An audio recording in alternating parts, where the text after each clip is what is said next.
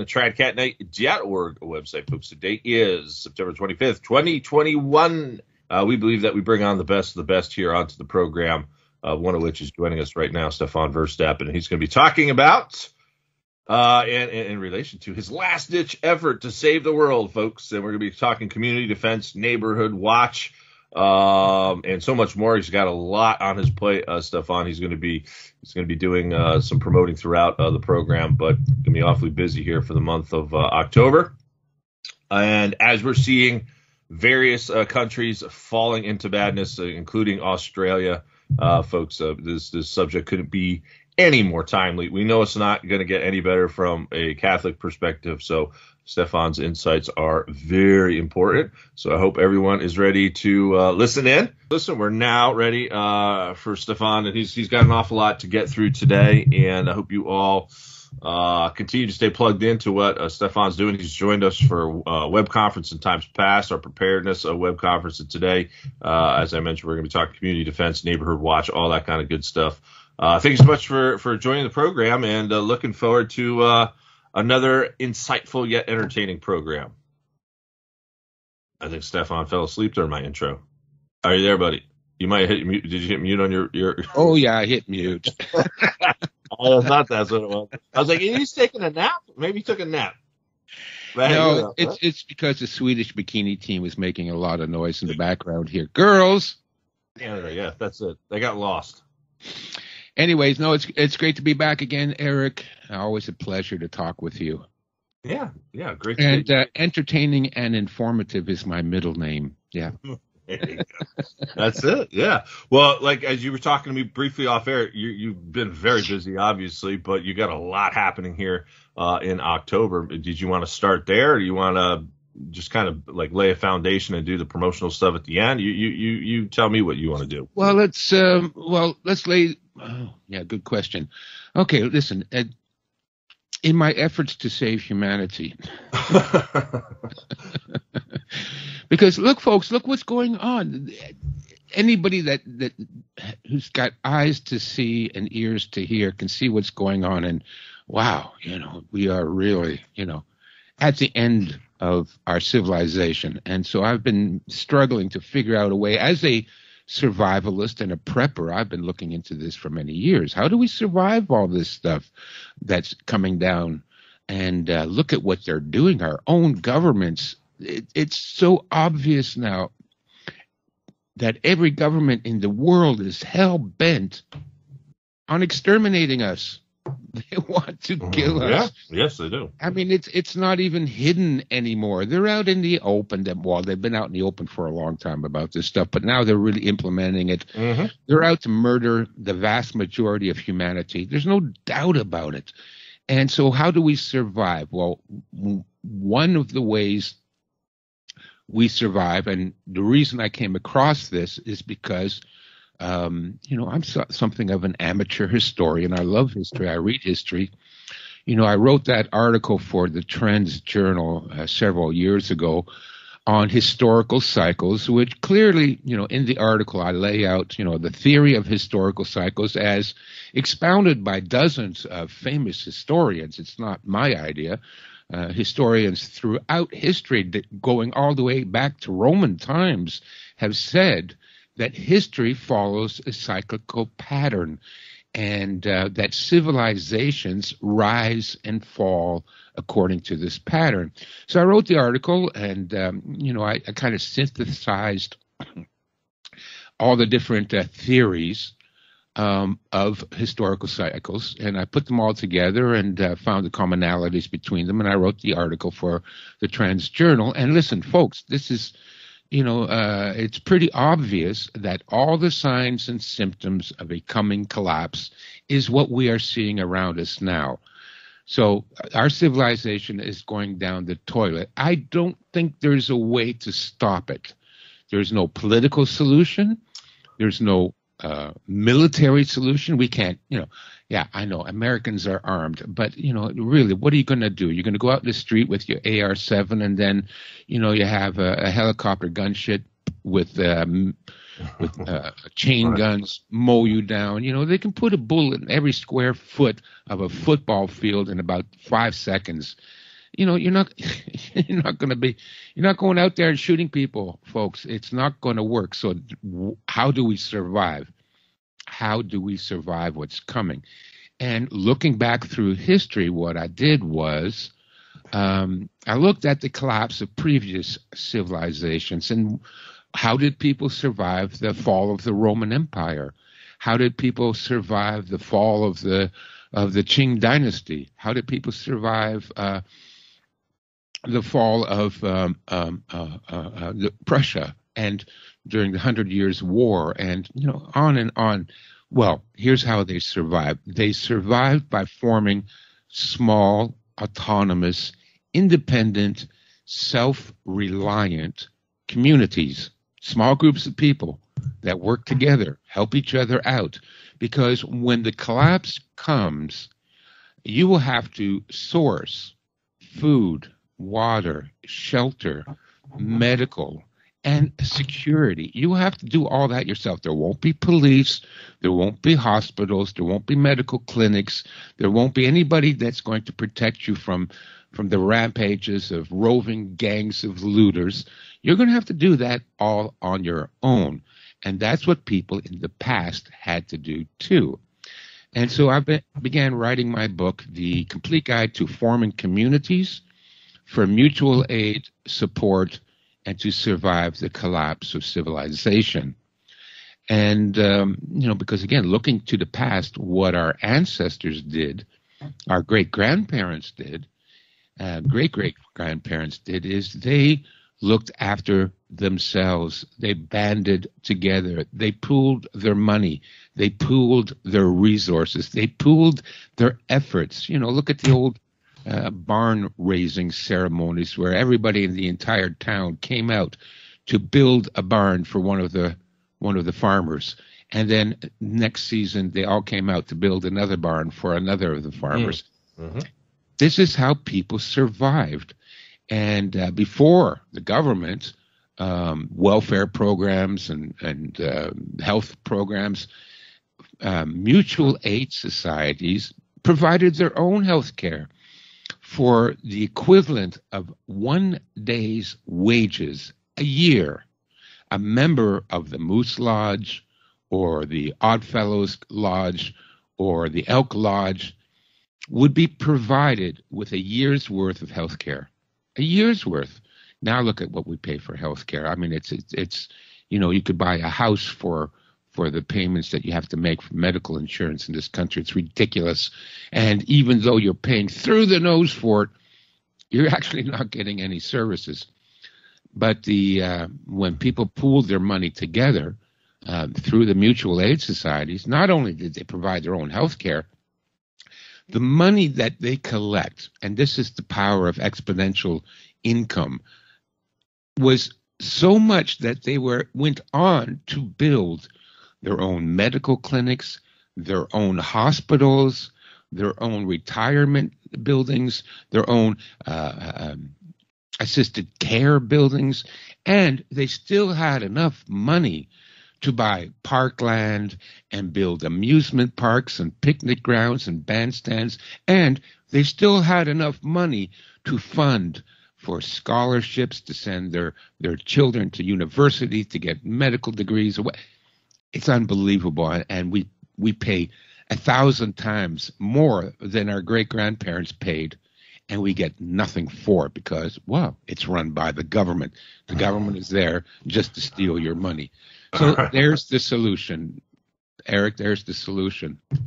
Yes, of course, the New World Order solution from their perspective is that we will own nothing, and we're going to have smiles on our faces, Stefan. I guess as we're walking through the streets with no socks and shoes, all dirtied up, and universal health care, right? And we all see what's happening on the vaccine level. I can't recall if I mentioned this to you off air, but one of my guests, Jim Condit Jr., his daughter, 40-year-old, healthy daughter, I should add, took 2 Pfizer shots and died last month. It was an 8-month period that she died. So 8 months later, she passed away. We're hearing a lot more of these stories. Yeah, I'm sure you probably have stories too. And yet these crazy people out there still are trying to shove this down our throats as if, we're the bad guys for not taking the vaccine, and more reports are coming out, such as countries like Israel, indicating that the vast number who are actually in hospitals are those who are vaccinated. So it's like, what can you do when you have this level of psychopathy? I mean, this is why, again, I came back to the original premise of why we started this website, and that was ultimately a defense. I said, there's no way out of this. Looking down the road, 10 years later, find ourselves where we're at right now. You're going to have to survive what I call the Antichrist Hunger Games coming, right? They're jabbing the left, starve the right, and they're going to try to starve us out of the system, as the early Catholic Church fathers indicated. So I don't know, man. I'm a fighter. I know some people in the Christian world that just aren't. They're just going to, like, whatever. If they roll me over with a tank, I mean, I'm going down swinging for the fences. So, Yeah.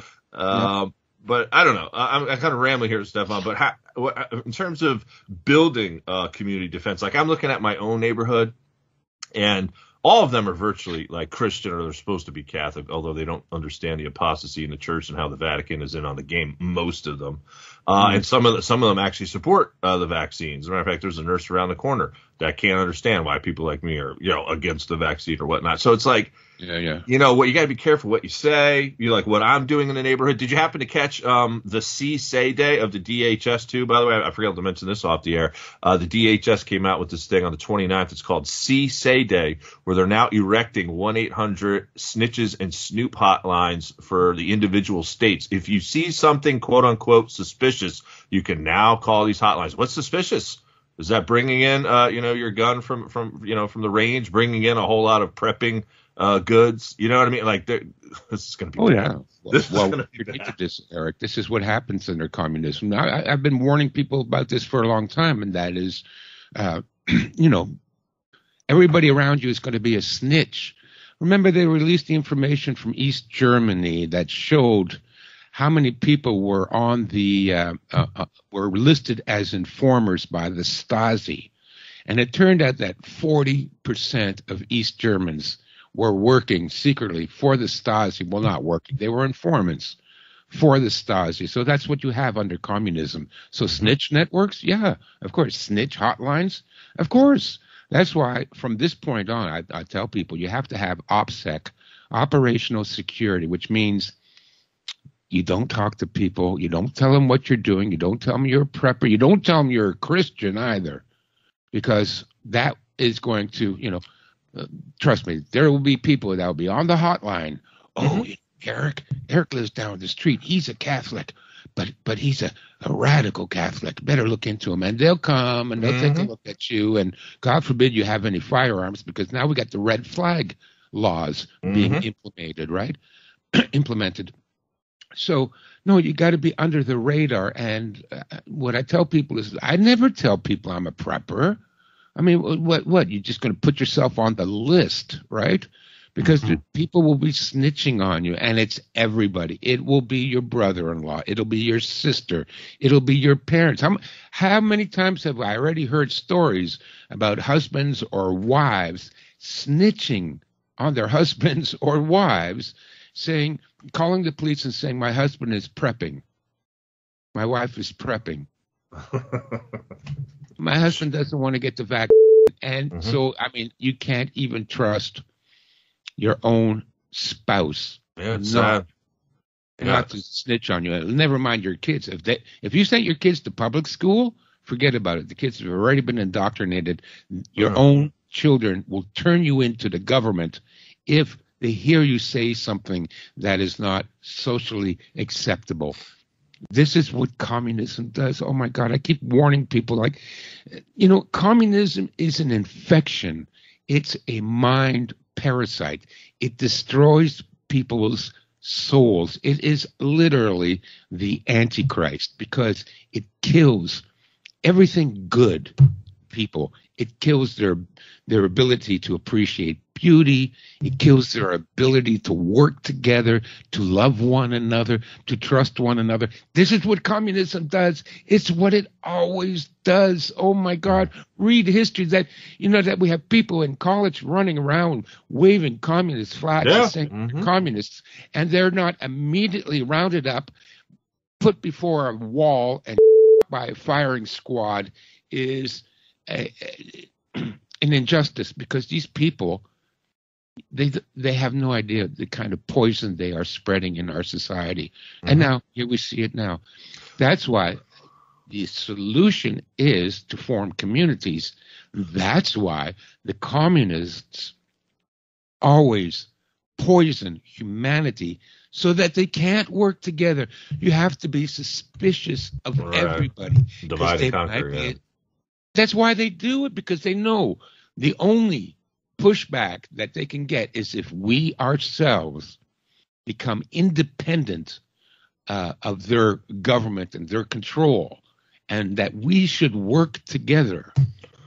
That is the great threat to communism. And that's why part of their indoctrination is this mind parasite where everybody, I hate to say it, but everybody becomes an asshole. That's what. Yeah, they become jerks. Yeah, no, absolutely. I know, I'm right there with you. We already see the beginning stages of that, and people are like communists without even realizing it. That's what I'm noticing, especially amongst the supposed Catholics. I mean, they're literally socialists / communists. They don't even realize what they're following.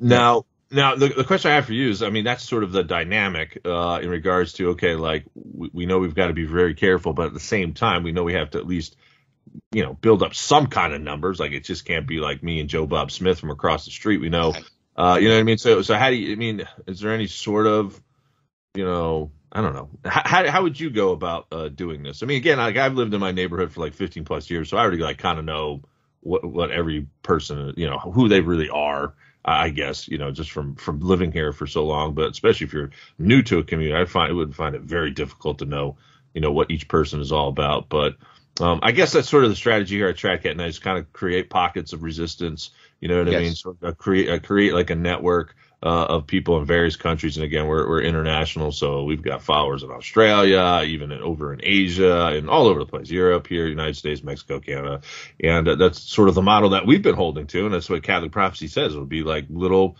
pockets of areas that will resist it, and it's not like we're going to come out, in the end, like victorious. We're just trying to stave it off until we get to a certain point, Stefan, where we believe that's where God is going to intervene, and then all hell breaks loose. All kinds of chastisements, divine chastisements start happening and start wiping out these evil freaks. We mentioned one at the top. Go ahead. Well, in my book and in the online course, what I recommend is this. You have to have a cover story. Now, we've talked about cover story before, right? On urban guerrilla tactics, you always have to have a really good excuse of why you are where you are and what you're doing while you're there, just in case you are questioned. And of course, the cover story has to be, carefully crafted, and has to be perfectly believable, and with as many, validations as you can fit into it. So here's the cover story. First of all, when you start a community, you need to start with one person. One person starts this. Remember, all these great revolutionary activities, and including Christianity, started with one person, right? And then they get a few followers. So I recommend start you yourself. Everybody that's listening, start a community. And it doesn't matter what kind of community. It could be a support group. It could be a buying group. It could be a community gardening group. It could be a volunteer search and rescue group. It could do something. Start a group of people. Get them used to working together and cooperating. This is the key. The key is to find people that can work together on something. And it doesn't have to be, a survivalist community or a militia or something like that. It doesn't matter, so long as you start on something. Now, let's say, Eric, you have two friends, and they're on board. They understand what you understand. They know what's going on in the world, and they understand the need for us to be prepared because of what is coming down the pipe. So you talk to those two people, and now you say, what we're going to do is we're going to start a neighborhood watch community. Now, you and your other two partners know that the ultimate purpose of this community watch community is to create a survival community. In my book, after I go through all the different types of groups and associations you can form that will provide lots of benefits, medical benefits and financial benefits. We go through health and home and finances, which is where the traditional roles that mutual aid societies fulfilled, which was, alternative banking, pooling your money in a buying group, and providing health care and retirement service. Traditionally, that's what those groups provided. But we need to now also consider forming what I call, and this is in the last chapter of the book, and it's in the last couple of lessons in my online course, and that is, I'm calling it survivalist community, because I don't like the word prepper, because it's been, ever since the TV shows about preppers and all doomsday preppers and all that, it's really given it all a bad name. And I'll be honest with you, I tend not to like most preppers anyways. I've been to a lot of no, I've been to all the meetings and I met all these people. I don't really like them as human beings. I just don't. So but survivalist community, at least this goes back to more of the wilderness survival, and those people are a little bit more decent. Anyways, we understand that the ultimate purpose of us forming a neighborhood watch is that we are going to transform that community, that group, into a survivalist community as things get worse. Because it's like Sun Tzu writes in his book, The Art of War. When you put your troops in danger, they will fight to the end. So what we're going to do now is form a neighborhood watch communities. Now, you and your two guys know that ultimately where we're headed with this is a community defense community, right? And even beyond that, it might morph into a militia depending on how serious the collapse becomes. But right at the beginning, right now, today, we are a neighborhood watch, okay? So now we can recruit other members in the community, and we're going to run it exactly like a community watch program. You volunteer, to get in touch with each other, to keep in touch, to keep an eye out, and if you see suspicious activity, then you'll call the other members of the neighborhood watch community if there's no police available. And so we start off like that, and you don't have to tell them anything more. It's a neighborhood watch. It's perfectly legitimate. It's got nothing to do with survivalism or being a prepper. It doesn't. But once you have a group of people that are already working together as a neighborhood watch, now things start to get more serious. So I recommend everybody get together as a neighborhood watch. You need some equipment, so you have to exchange phone numbers.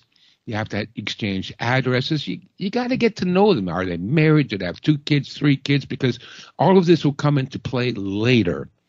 And then equip everybody with a walkie-talkie and coordinate the frequency that you will use. Also, another thing is a air horn. Those compressed air horns. They make a loud noise. Now, the reason for the walkie-talkies and the air horns is if the power goes out, how do you alert the other members of the neighborhood watch? Well, a walkie-talkie. But here's the other problem is people aren't usually going to leave the walkie-talkie on all the time. I recommend you do put it in the charger, leave it turned on, make sure it's turned to, I would say, let's say, channel 3 on the family radio service, FMRS, family radio service, FRS. That's the frequencies that all these walkie-talkies work on. So everybody tunes it into channel 3. And leave it turned on. Now, if there's a problem, if one of the neighbors sees 25 cars filled with inner city gang members driving into the neighborhood, going house to house, because that's what will happen. It's not possibly going to happen. That will happen, because when they cut us off of the hydro, when they stop issuing EBT cards or whatever the hell they're called there, no food stamps, the grocery stores closed down, there's no food. Don't think for a moment that because you live in the suburb 20 miles away from the inner city that the inner city isn't going to come to your house. They will. They know where you live. They know you probably have some food. Maybe you have some firearms. And if they come with 50 people at a time, you by yourself with your wife and your kids are going to stand no chance of defending against it. That's why we need to form Neighborhood Watch now. So if the power goes out and you see 20, trucks coming up and down the street with heavily armed, because look at all the videos we've already seen with these Black Lives Matter lunatics, and they're all, dressed up like commandos, for crying out loud. They got the guns, okay? Especially here in Canada, the average Canadian doesn't own a gun, but I guarantee you everybody in the inner city has one. All right, so it's going to be easy picking for them when they come out to the suburbs to do their looting and robbery and murder. Mm-hmm. So you start off with the Neighborhood Watch. Make sure they all got the walkie-talkies and the air horns. And also, look, let's get a uniform. Everybody wears a green jacket, like a green windbreaker, and a green baseball cap. And if you want to go a little bit further, you can have them embroidered. Have them embroidered with Community Watch, so CW on the jacket and on the hat, so that you can recognize your own. If there are skirmishes, you got to be able to recognize who the friendlies are, and the friendlies are going to be your neighbors. So get the jacket, a green hat, maybe embroider it with this logo, maybe call it Ohio Community Defense. Yeah. So on your own patch. Yeah. Listen, I've got 3 of them. Now, if the power goes out, then you'll have to alert each other with the walkie-talkies. And if the walkie-talkies, if somebody's not turned on, then you take that air horn, hold it out the window, and blow it. Those things can be heard for miles and miles. And you have a signal system whereby, let's say you're in the house that is on the corner closest to the main highway or the main artery, and you're the one that sees the vans pulling up, the gang members pulling up from the inner city. Well, get on the radio and, of course, warn everybody, but that might not work, so get the air horn out. Now, when you hear the air horn, when one person blasts the air horn and you hear it, then you get your air horn and you blast it out the window. So within a few minutes maximum, you've got a dozen air horns blaring throughout your entire neighborhood. Now, when people hear the air horn, they know that if they don't have their walkie-talkie turned on, better go get it and turn it on and listen into Channel 3 to see what the hell is going on. Now, if you find out that there's 20 suspicious characters in front of Bob's house down the street, and Bob's on the walkie-talkie and he's saying, look, there's people trying to bust down my door, and the wife and I were holed up in the bedroom on the 2nd floor. I got my shotgun, but I don't dare go down the stairs because there's like 20, 30 of them, and they're all armed. Now, everybody else in the community, you grab your AR-7, you grab your 9mm, you grab your shotgun, and you get in the car and you go over to Bob's house. Now, these guys will be standing out in front of his door trying to break in, and now they've got 5, 10, 20 people show up behind them, all armed, all wearing their jackets, all wearing their caps, all on their walkie-talkies, coordinating their activities. Now you've got a community defense force. But we don't start there. We start with a neighborhood watch community. Just keep an eye out, guys. You see something suspicious, but trust me, it's like Sun Tzu says, when you are put in danger, they will come together.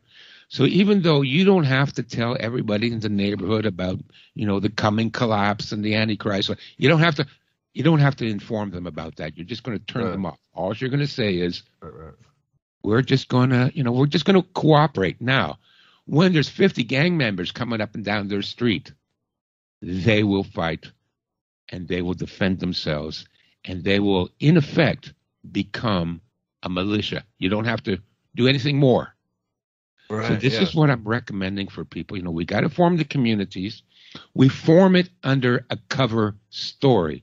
I've got other cover stories. If you want to form a survivalist community, You don't call it a survivalist community. You call it Community Emergency Response Team. Now, there's no association in the United States called exactly that. It's called CERT, Community Emergency Response Team. They do everything I just told you. They all have nice green jackets. They got nice green construction helmets. They all got walkie-talkies. And they coordinate during natural disasters to provide emergency relief, search and rescue, first aid, evacuation. And it's a community. It's under the auspices of Homeland Security. So you've got even a better covered story. So I would say, if you are a community and you want to turn it into a survivalist community, don't say anything about the end of the world or the survivalism or anything like that. You're just going to scare everybody. But you say, in case there's a natural disaster, in case there's a flood or an earthquake or wildfire or, why don't we work together under the auspices of the Homeland Security, okay? And again, operational security, right? You're not going to tell anybody why you're forming this community. Even though between you and me, the reason we're forming this is because we're getting ready for the end of the world. But you don't need to scare all the neighbors by telling them that. Now, right? Now, where are you at with Matt? I mean, oftentimes you see militias, and you obviously don't see this with CERT and FEMA and all these other groups, but like masks. Due to facial recognition, there's a lot of people that are concerned. Okay, people will recognize me on the big screen or whatever. Drones flying around, probably with the capability of picking up people's faces too. And I thought about that, with what we're trying to do here. Like just masks in general. I mean, do you think that's an avenue that perhaps should be pursued? Absolutely. Listen, we've got the perfect excuse now to walk around with a mask. It's mandated. Mm-hmm. So, wear the stupid mask so you can hide your facial features. There's other things you can do. I'm not going to get into it now, but there's other things you can do to thwart facial recognition. Remember, for every weapon throughout history, for every weapon, new way of killing people that the militaries have devised, there has always been a counter to it. There is nothing that is foolproof. So, the New World Order with their cameras everywhere, facial. Listen, there's a weakness in that system too. That's why I keep telling people you got to be cunning, you got to be ruthless, and you got to perceive the weakness in our enemy's attack, in our enemy's defense. We've got to perceive the weaknesses. For example, with the registration cards, it took me 10 minutes to go online, download one of those cards, and print it out on my laptop. So now I'm fully vaccinated according to those cards. Now, of course, they're moving now towards the passport and the electronic and all that, because it turned out they finally figured out that it was really easy to forge these stupid vaccine cards. Anybody can forge. Go online right now, do a Google search, then click images, and you'll find all these vaccine cards printed out. And just fill it in. There's no way they don't have a barcode code on them, and they don't have a QR code on them. So there's no way they can check the validity unless they, input it into the computer and all that. And on a typical roadblock or just trying to get into the grocery store, the grocery clerk is not going to input all this information into a computer to see if it's valid or not. You've got the card. It looks legitimate. You're in. Get your groceries. Never mind. So there's always a weakness in our enemy's plans, and we need to exploit those weaknesses. But you got to be, kind of smart and street smart against this. And there are ways of thwarting facial recognition. And right now, the face mask is, it's I'm surprised there's not more bank robberies. Right. Yeah, we just had one here locally not too long ago. Actually, at the bank that I go to, and I was there that morning, and apparently the guy came in 2 hours later, with a mask or whatnot. And I don't know how much he got away with, and I know all the girls down there, they were frightened to death. I felt real bad, and so they had to put in all kinds of new security features. I always wondered why they at least have a cop or some kind of like fake security guard or something standing there to at least give someone something to think about. But yeah, no, it's very interesting because I think the mask thing has been something I've been kind of debating myself over whether it would even be, something worthy to consider, sort of something pertaining to the Eagles. I don't know, some kind of like beak mask or something. I don't know. What do you think, Stefan? Oh, no, that's going to attract too much. I know. I was just kidding. Yeah. Well, listen, go on Amazon, search for latex face masks. These things are really good. They're almost as good as what you see on Mission Impossible movies, right? You can buy one of these, typically they have old man mask or something, and it's a full mask. It covers your head, covers your upper shoulders and your neck and everything. And it's from 10 feet away, it's convincing. Up close, no, you'll be able to see that it's a mask, right? So if I'm closer than 10 feet to you, I'm going to see it's a mask. Still, pretty realistic, but you'll be able to tell. Mm-hmm. But for facial recognition, look how many times we've seen all those true crime dramas where they finally got this CCTV footage, right? The quality of the footage is really terrible, right? Yeah. First of all, half the cameras that you see out on the streets are dummy cameras anyways, and the other half tend to be low resolution, and they're poor quality images. So if you put on one of these latex masks and you've got this surveillance camera 30 feet away, there's no way in hell they'll be able to spot that it's a mask. No way. Yeah, good stuff. So you can do that. Or you can go the next level. Now, I used to do, when I worked for St. John Ambulance, I was the guy that did the makeup for the fake injuries. I could recreate an open fracture with a bone sticking out and blood pouring out. And even the ambulance services that went to during part of these disaster simulation drills, even these EMTs couldn't tell that it wasn't real until they started to work on it. Then when you work on it, and you find out it's all plasticine, right? That's the trick. It's plasticine and it's paint, and you get a chicken bone, you stick that in there, or a steak bone. I'm telling you, it looks exactly like the real thing. Now you can do that. You can use plasticine and gum arabic, or rubber. What is it called? Rubber. It's a rubber-based gum, and you can widen your cheekbones. You can add more of a chin bone, and mix it in with the clue is you get white, orange, and red plasticine. You mix it together until it's flesh colored, and then you add a little bit of your wife's makeup to it. I'm telling you, even up close, people won't tell that you're wearing a mask. It doesn't last too long, especially in hot weather, because the rubber glue is going to eventually start to peel off.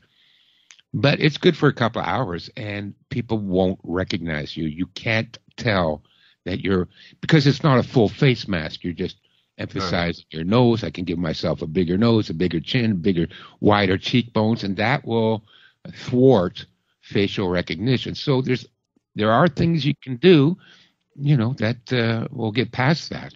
Yeah. No, all great stuff. Great points, all made by Stefan today. Now, before we let you go here, let's do a little promoting. As I mentioned at the top of podcast, not only have you been busy, but you got a lot happening here in October, and hopefully we'll be able to make something happen later in the month of October. But what is the latest in regards to programs, books, all that kind of good stuff, Stefan? Okay, well, thanks, Eric. So, folks, listen, I'm doing I've already recorded it. They've been adding to it, and it was recorded with a live audience, and that it's a course on my book, The Complete Guide to Forming Communities for Mutual Aid, Support, and to Survive the Collapse of Society, the Coming Collapse. And it's on the University of Reason. That's all one word, University of Reason.com. It's not live yet, but we're going to go live. We're going to offer that course starting early October. So if you want to, find out all the different ways that we can form communities to survive what's coming, because there's, everybody talks about it, but there's not many people that are actually providing you with tools and the skills and the ideas to do this. This is what I'm trying to do. I'm trying to make it easy for people to do this, because creating these communities on your own from scratch without any experience or knowledge, that's almost impossible. You're going to run into so many problems. And what I've tried to do is anticipate every potential problem that you might have and already provide a solution so that you don't have to go through it, so that you can be successful in forming your own independent communities that will look after each other. And again, most of this, I recommend doing it under a cover story. Community grow-ops, emergency medical clinics and all that. We can do all this ourselves. Just don't tell everybody that the reason you're doing it is because you're expecting the end of the world, because you're going to scare them all off. But once people are part of the community and the end of the world starts to happen, well, they're going to be in, right? Yeah, they're going to be in. So you don't have to tell them anymore. You don't have to scare them. They're scared now, but thank goodness they joined your community, and you've got the plans. And here's the other thing I recommend, inner circle, outer circle. It's just what the secret societies do. I know. And the reason the secret societies all do that, because it's very effective. It works. That's why every secret society has their inner circle of evil pedophiles and their outer circle. Like, look at the Masons. Most of them are just... Right. Yeah, the local Blue Lodge, members, they have no idea what's really going on. They all think it's humanitarianism and they're doing good when, ultimately, I mean, read, what is it, Albert Pike's, what was it, the one with Dogma? What's the name of that Dogma one? Dogma Doctrine or something, where he indicated, it's Luciferian in the end. And, I mean, I've run into quite a few Masons here, especially in Ohio Valley. Ohio Valley area is loaded full of Freemasons. It's crazy. We got a 32nd degree temple right next to a Catholic church.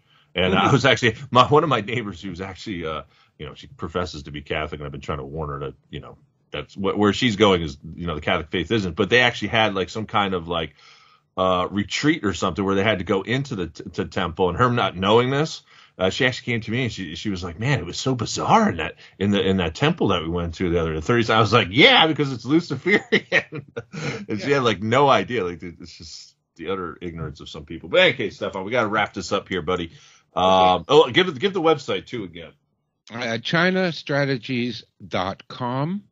It has nothing to do with mainland China. It's named after my first book on Chinese military strategies. And don't forget to get your survival library, folks. It's the best deal on the internet. You get all my books, plus you get 300 books divided into 5 categories, so it's easy for you to filter through the books and get to what you need when you need it. And it covers every aspect of survival, and not only every aspect of survival, but how to rebuild civilization. We can do it. We've got the knowledge. It's in those books. So get it. Get my survival library, over 300 books, and download it. Keep it on a flash drive. Don't tell your parents. Don't tell your brothers and sisters you've got this survival library, but it will cover everything you would possibly need to survive anything. And then if the entire world is completely destroyed, well, you can come out of the basement and rebuild it.